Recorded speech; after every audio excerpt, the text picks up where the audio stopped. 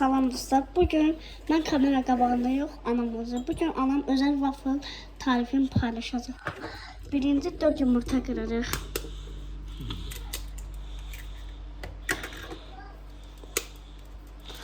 Bu video əslində anamın test edəcək. Nə ki, yeməyinin dadını 10 üzərindən puan verəcək axırda.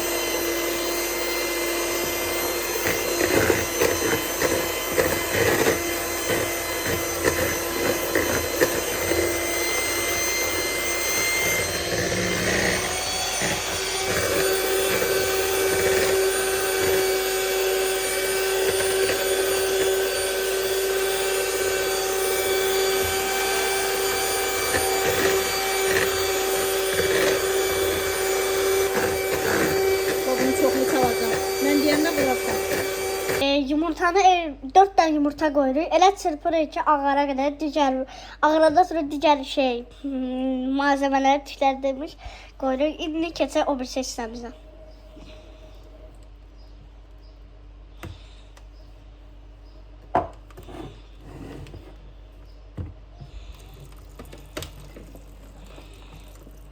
Anladığın şeyin sesi var.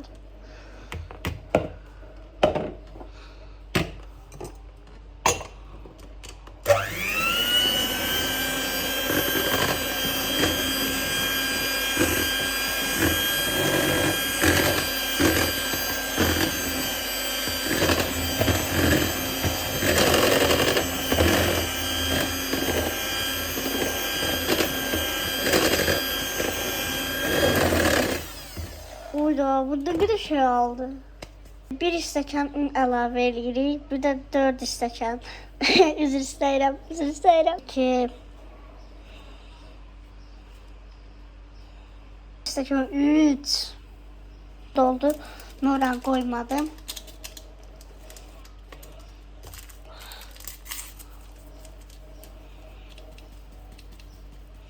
Bu ne koydu desəz şeyden koydu. Şekerli vanil. Ve vanil koydu anam. Şimdi biraz tarçın koyduk. Siz istediğiniz kadar tarçın koyabilirsiniz.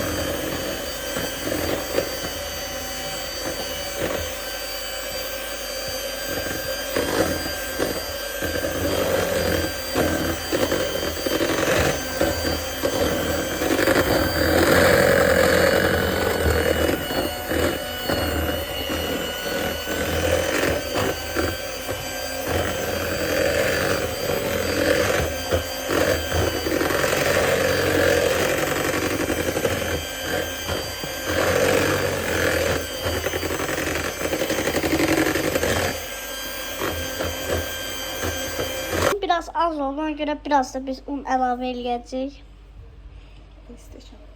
Bir stəkan un da əlavə elədik. Siz 4 stəkan eləyin.